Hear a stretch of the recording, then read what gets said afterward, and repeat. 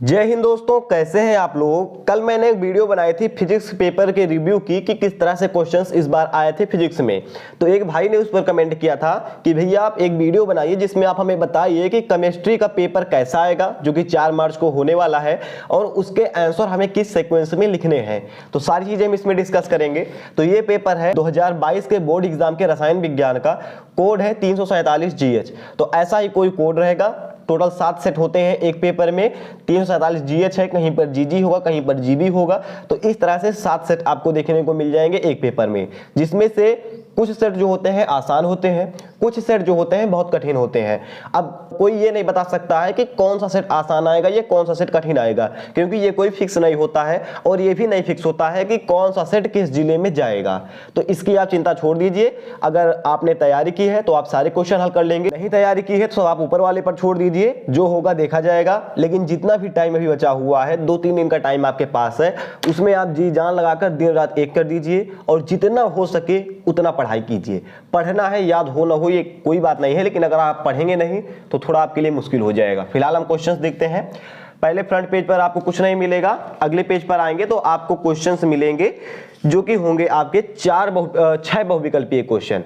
यहां पर क्वेश्चन दिया गया है इस खंड में प्रत्येक के 4 विकल्प दिए गए हैं, सही विकल्प चुनकर उसे अपने उत्तर पुस्तिका में लिखिए। ठीक है, तो यहाँ पर ये है और इसमें 6 क्वेश्चन दिए जाएंगे, जिसमें हर जो ऑप्शन है, हर क्वेश्चन है उसमें 4 ऑप्शन दिए जाएंगे। जो ऑप्शन सही है पेपर में आपको वही ऑप्शन लिखना है। ऐसा नहीं करना है कि आपने चारों ऑप्शन लिखा उसके बाद ऐसे आप दूसरे पर टिक कर रहे हैं। अगर दूसरा ऑप्शन सही है तो प्रश्नोत्तरांक नंबर 1 लिखेंगे, यहाँ पर आप लेफ्ट साइड में का लिखेंगे और उसके बाद दूसरा ऑप्शन लिखकर आप ये ऑप्शन इसमें लिख देंगे, ये आपका सही माना जाएगा। इसी तरह से आप खा वाला लिखेंगे, गा वाला लिखेंगे, घा वाला लिखेंगे। एक बार हम क्वेश्चन पढ़ देते हैं जिससे आपको थोड़ा कंफर्म हो जाए। जैसे पहला क्वेश्चन है, प्रति एकक कोष्ठिका में दो परमाणुओं की कुल संख्या रहती है तो अंतः केंद्रीय घनीय एकक कोष्ठिका रहती है। ठीक है, उसके बाद दूसरा है 400 ml विलयन में 7 ग्राम NaOH घुला हुआ है। विलयन की मोलरता याद कीजिए, तो मोलरता है 0.437 मोल प्रति लीटर।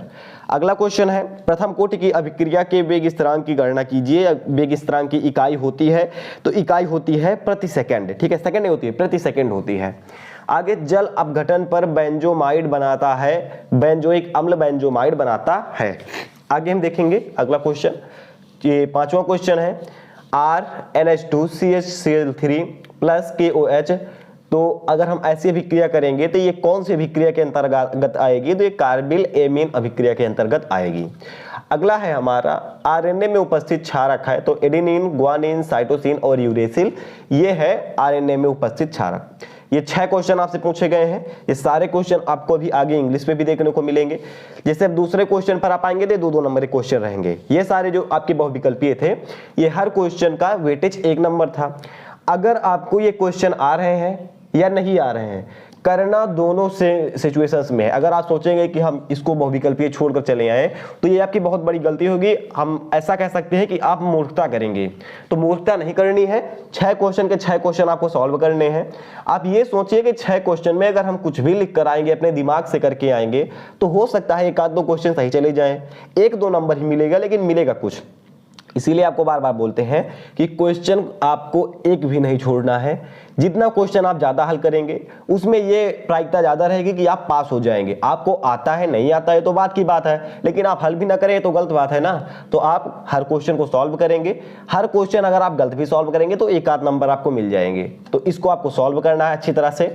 फिर आएंगे आप दूसरे पर, सिल्वर CCP जालक बनाता है। इसके क्रिस्टलों के एक्स किरण अध्ययन द्वारा पता चलता है कि इसके एकक कोष्ठिका के कोर की लंबाई 408.5 pm है। सिल्वर के घनत्व की गणना कीजिए। परमाणु द्रव्यमान आपको दिया गया है। ये एक न्यूमेरिकल क्वेश्चन है। अब इसमें आपको इसका आंसर नहीं आएगा तो उस सिचुएशन में क्या करना है, ये आपको करना है, इसमें लिख देना है दिया है। पहले तो आप लिखेंगे प्रश्नोत्तरांक नंबर 2 का, फिर हेडिंग डालेंगे दिया है। दिया है में क्या लिखेंगे, सिल्वर CCP जालक बनाता है। फिर अगली लाइन में लिखेंगे सिल्वर की एकक कोष्ठिका के कोर की लंबाई 408.6 pm। फिर आप अगली लाइन में लिखेंगे सिल्वर का परमाणु द्रव्यमान 107.9 यूनिट, ऐसा आप लिखेंगे। उसके बाद क्या करेंगे, ज्ञात करना है, ये हेडिंग डालेंगे। उसके अंतर्गत लिखेंगे ज्ञात करना है सिल्वर के घनत्व की गणना कीजिए, या फिर ज्ञात करना है सिल्वर का घनत्व, ऐसा आप लिखेंगे। फिर आप एक लाइन छोड़कर नीचे हेडिंग डालेंगे हल। अब हल में आप वो लिखेंगे जो आपने पहले लिखा है, जो दिया है में लिखा है 6 लाइनें, उसके बाद जो ज्ञात करना में ही लिखा है, उसके बाद ये 2 संख्याएं आपको दिख रही है ना, इनका जोड़ गुणा भाग कुछ आप कर देंगे, 1 से आधा या 1 नंबर आपको इस क्वेश्चन में मिल जाएगा। केवल इतने पर कि दिया है, ज्ञात करना है, हल, 3 हेडिंग डालेंगे। दिया है, ज्ञात करना है वो आपको इसी पेपर में मिल जाएगा, और हल आप कुछ भी लिख देंगे, 1 नंबर मिल जाएगा।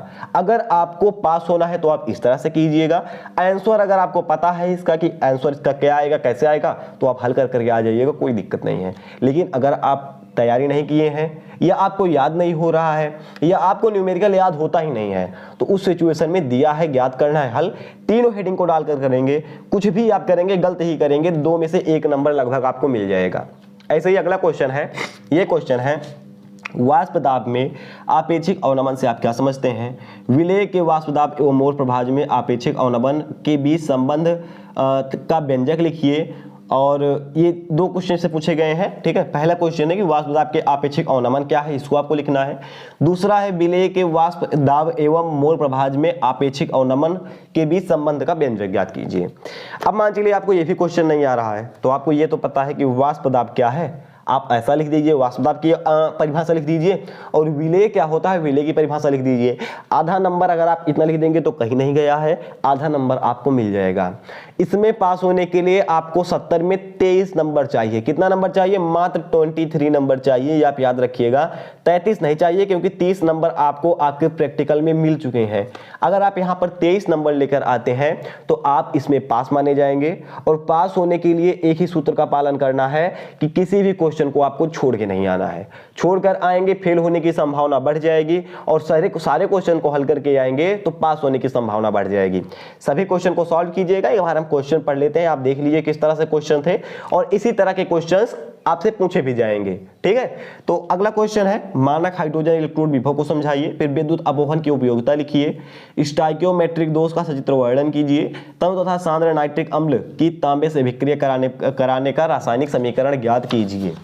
आगे देखेंगे हम, अगला क्वेश्चन देखेंगे, ये यहाँ पर है, और ये है एक दंतुल लिगेंड का उदाहरण की सहायता से समझाइए। मान चले एक दंतुल लिगेंड नहीं पता है, तो आपको ये तो पता है लिगेंड क्या होता है, सेंट्रल मेटल आयन के साथ जो जुड़ा होता है कहते हैं, उसी को हम लिगेंड कहते हैं।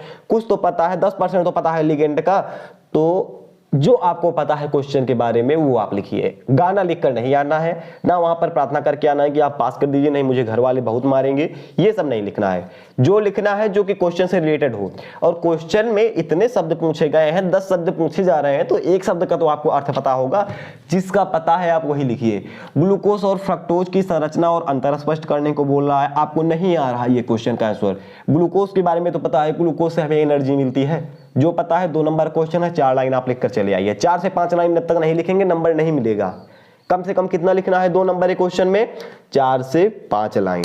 3 नंबर के क्वेश्चन में कितना लिखना है, ये 3 नंबर का क्वेश्चन है सभी, कम से कम 6 से 7 लाइन, लेकिन लिखना पड़ेगा। अगर पास होना है तो भैया लिखना पड़ेगा। और 1 साल आपने पढ़ाई की है, आपको 6 लाइन तो आप लिख ही सकते हैं। और अगर फेल हो गए तो आप समझ रहे हैं क्या होगा, क्योंकि अभी वही वीडियो देख रहे हैं जिनकी तैयारी कम है या एवरेज स्टूडेंट्स हैं। तो अगर आप एवरेज हो तो कॉपी में सारे क्वेश्चन का आंसर लिख कर आइएगा, और हो सके तो बी कॉपी जरूर भरिएगा। इससे आप पास हो जाएंगे, 100% गारंटी रहेगी अगर आप बी कॉपी भर के आएंगे तो। अगला क्वेश्चन हम देखेंगे, निम्नलिखित पर टिप्पणियां लिखिए। वैद्युत कण संचलन, स्कंदन, एनिलीन के नाइट्रोकरण की विधि और अभिक्रिया के रासायनिक समीकरण लिखिए। ग्लूकोज की निम्नलिखित अभिक्रिया से रासायनिक समीकरण लिखिए। और अभिक्रिया है NH2OH और HCN, इन दोनों की अभिक्रिया आपको ग्लूकोज से करानी है। फिर है परासरण दाब को परिभाषित कीजिए। परासरण दाब और विलेय के मोलर द्रव्यमान में संबंध स्थापित कीजिए, 3 नंबर का है। शून्य कोटि की अभिक्रिया के अभिक्रिया स्थिरांक की इकाई तथा व्यंजक लिखिए। संक्रमण तत्वों का सामान्य इलेक्ट्रॉनिक विन्यास एवं 3 अभिलाक्षणिक वक्रों को लिखिए। उपसह संयोजन यौगिकों के वर्णन सिद्धांत की व्याख्या कीजिए। अमोनिया के निर्माण हेतु अमोनिया के निर्माण की औद्योगिक विधि का नामांकित चित्र देते हुए प्रक्रिया के रासायनिक समीकरण लिखिए।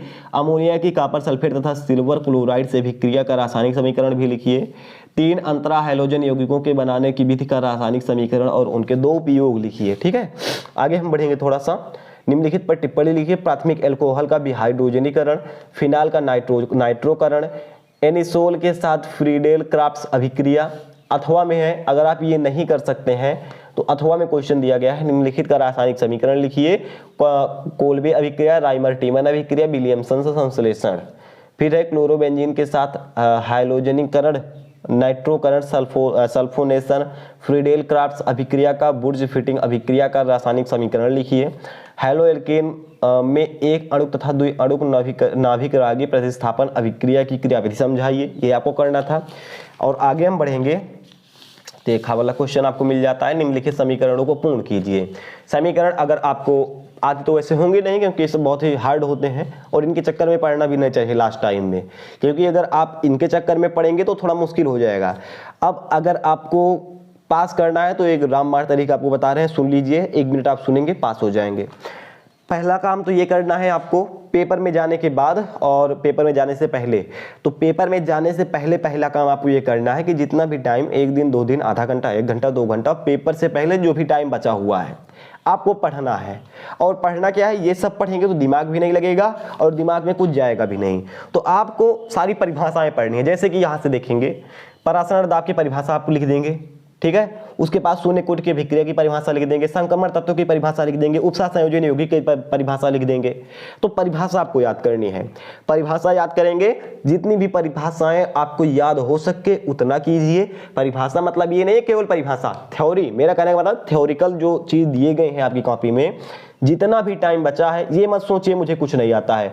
जो भी कुछ भी नहीं आता है तो कुछ नहीं आता, कोई बात नहीं, कुछ आता है तो अच्छी बात है, कुछ नहीं आता है तो पढ़ोगे तभी तो आएगा। तो जितना टाइम बचा हुआ है उतने टाइम में आप केवल थ्योरिकल चीजें इसमें पढ़िए। केमिस्ट्री में थ्योरिकल चीजें आप पढ़ेंगे।